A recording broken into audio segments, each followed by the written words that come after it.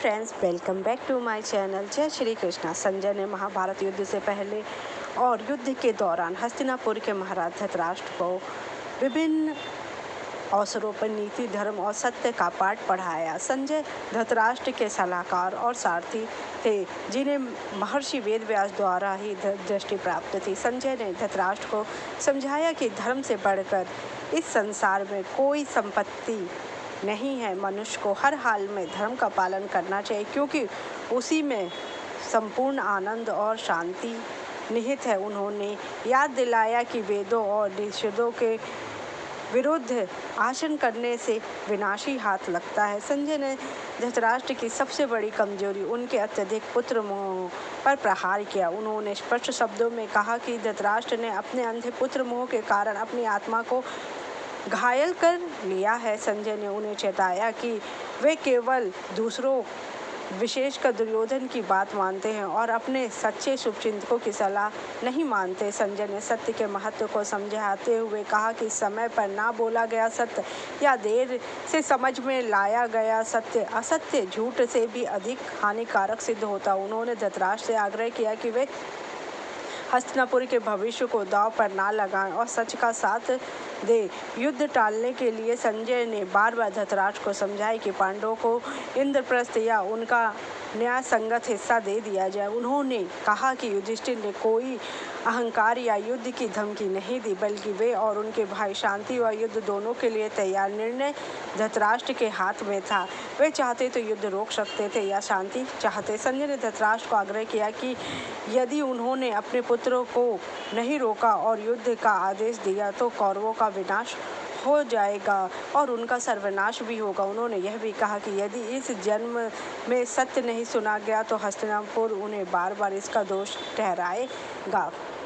को आम आदमी से कहीं अधिक लाभ प्राप्त था, क्योंकि वह ऐसी बातें सुन सकता था जो आम आदमी को भी डरा देती थी। उसे ऋषि वेदव्यास द्वारा प्रदत्त दूरदृष्टि घटनाओं को देखने की क्षमता थी।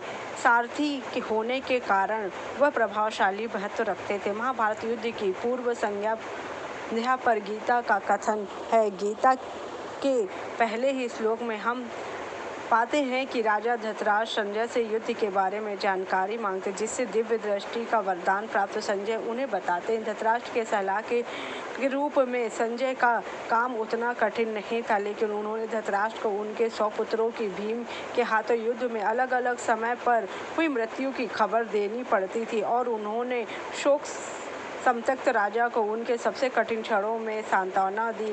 वेदव्यास द्वारा संजय ने कुरुक्षेत्र युद्ध की घटना का वर्णन करते हैं। वे पृथ्वी और अन्य ग्रहों का भी विस्तृत वर्णन करते हैं, विशेष रूप से भारतीय उपमहाद्वीप पर ध्यान केंद्रित करते हुए। प्राचीन भारतीय उपमहाद्वीप भारतवर्ष के सैकड़ों राज्यों और जनजातियों, प्रांतों, शहरों, कस्बों, गांवों, नदियों, पहाड़ों और जंगलों की एक विस्तृत सूची बताते हुए प्रत्येक दिन दोनों पक्षों द्वारा अपनाई गई सैन्य संरक्षा, प्रत्येक वीर की मृत्यु और प्रत्येक युद्ध दौड़ के विवरण के बारे में भी बताते। व्यास द्वारा संजय की घटनाओं और अपने विचारों का वर्णन करने में बहुत स्पष्टवादी माने जाते हैं और उन्होंने श्री कृष्ण और अर्जुन के हाथों कौरवों के विनाश की भविष्यवाणी भी की थी। संजय सारथी धृतराष्ट्र को समझाने और सलाहकार थे। संजय एक गूढ़ चरित्र के व्यक्ति थे, जो अंतर ज्ञान का प्रतिनिधित्व करते थे, जो लंबे और कठिन आध्यात्मिक महत्व को बताते थे। संजय ने ही धृतराष्ट्र को बताया कि युद्ध में क्या क्या चल रहा था, मन पर नियंत्रण प्राप्त कर लिया था और श्रीमद् भगवद गीता को सुन लिया। वे जागरूकता की भावना का प्रतिनिधित्व करते, क्योंकि वे युद्ध में घटित होने वाली सभी विवरणों को देखने में सक्षम थे। संजय यह भी देख पाते थे कि अर्जुन ने अपने धनुष और बाण गिरा दिए और दुख रोकर व्याकुल होकर रथ के आसन पर बैठ गए। युद्ध के से थके हुए अर्जुन को उनकी शारीरिक स्थिति से भरे देखते हुए संजय ने मन और शरीर पर अपनी महारथ का प्रदर्शन किया, क्योंकि वह अर्जुन को युद्ध में ऐसे नहीं देख सकते थे। संजय जानते थे कि महाभारत का युद्ध टाला नहीं जा सकता, लेकिन उन्होंने जब युद्ध में दुर्योधन की मृत्यु होती है, तब वह धृतराष्ट्र को बताते हैं कि मृत्यु के समय दुर्योधन के अंतिम शब्द क्या रहते हैं।